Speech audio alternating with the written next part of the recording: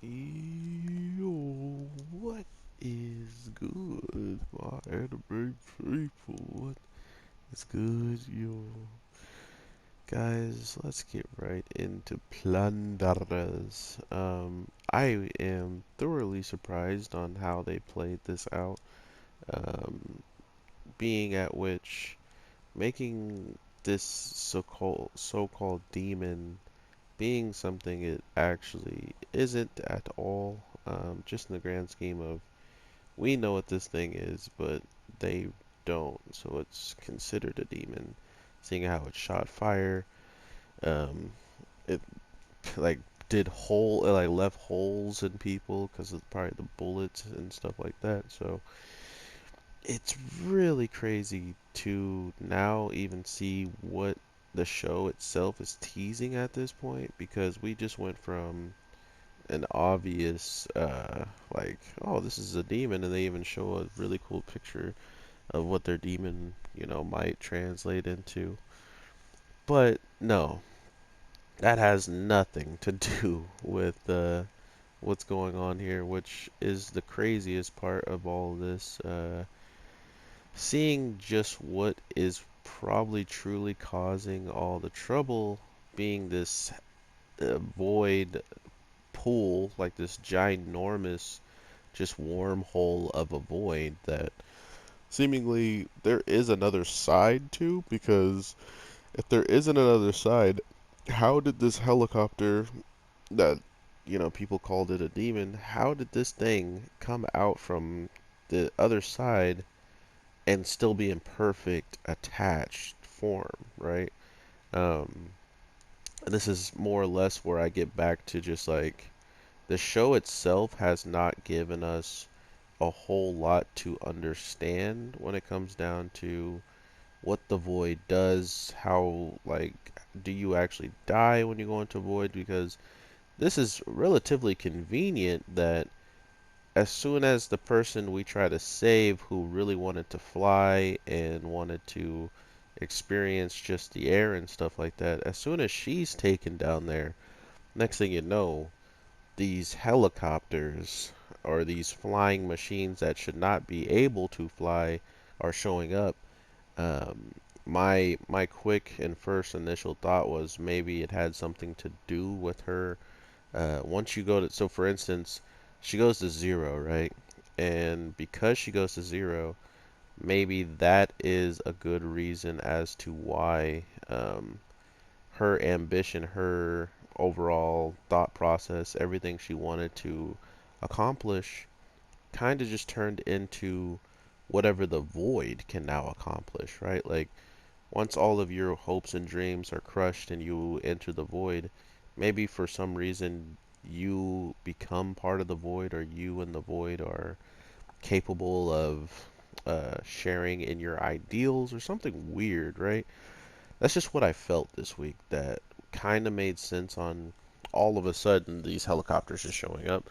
I'm not saying it is what's actually happening because as of right now, I honestly don't know. But if it was, I would be not surprised because it just makes sense. All of a sudden, this girl who was looking into all these ways of flying gets taken down there, and the first thing that seemingly comes out is vehicles that can fly, right? So we'll see how this actually plays out. I'm not entirely sure if I'm right, like I said, but if I am, that's a pretty scary thought, right? Like, that's a pretty scary way to just know sooner or later you're probably going to end up in a position where people's ambitions and hopes and dreams or whatever might end up there and coming back twice as strong than they initially were, like we see now, where this plane has weapons and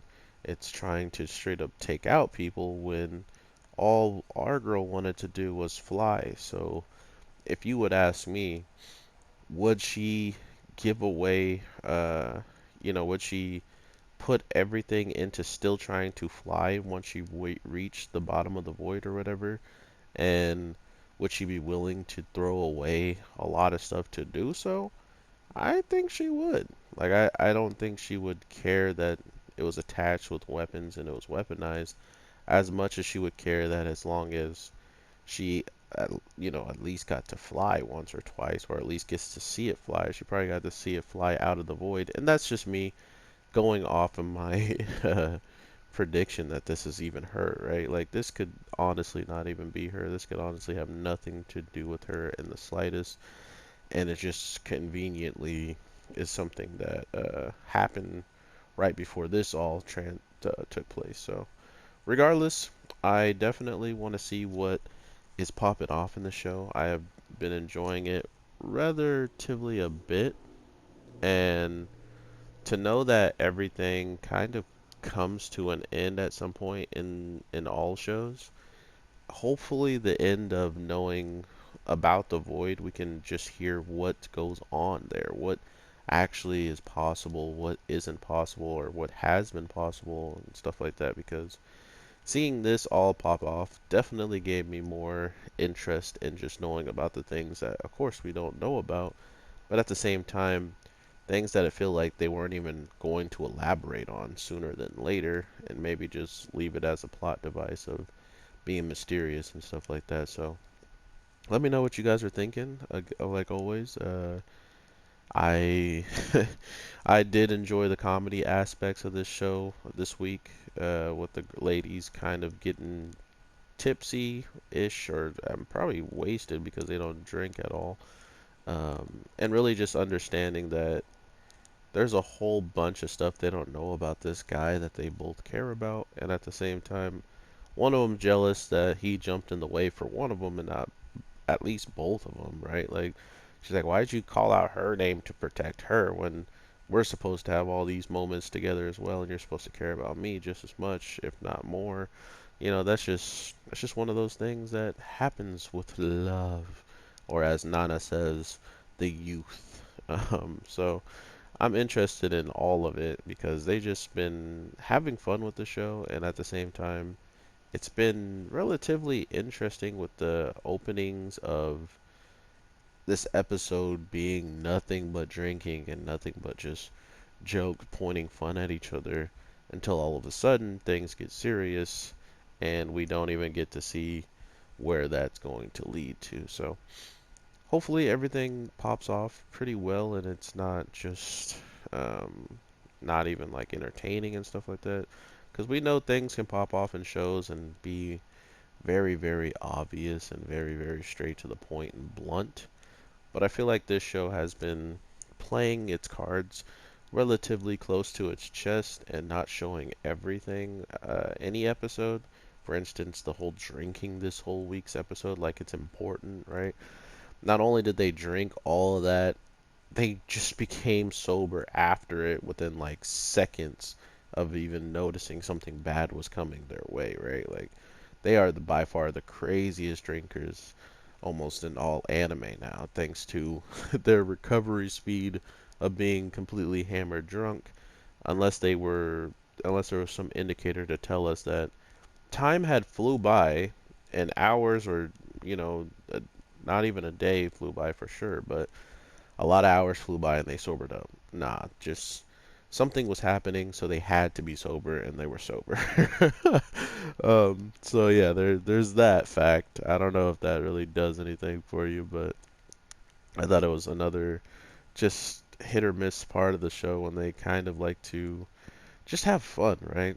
The author clearly was having some fun writing this part, or the animators and screen director wanted to lengthen out this part to make sure the next episode actually has something crazy to start off with. I don't know, man, but regardless, I enjoyed it. I hope you guys did as well. I am looking forward to seeing what they really choose to give us in this show because I feel like as of right now, there's still a lot to be discovered. So that's what I'm hoping is the case. A lot to discover, a lot of fun stuff to watch, and at the end of the day, we all get to see some cool, whatchamacallit, cool void stuff popping off because I'm still so confused about why the helicopter came out, which I'm guessing everybody is, and let me know what you think about it. I will talk to you in the next one, my anime people. I am your boy, the Anime G, And I want to thank you so much for watching, and I want to talk to you in the next one. So make sure you are here for that, and I'll talk to you as soon as I can.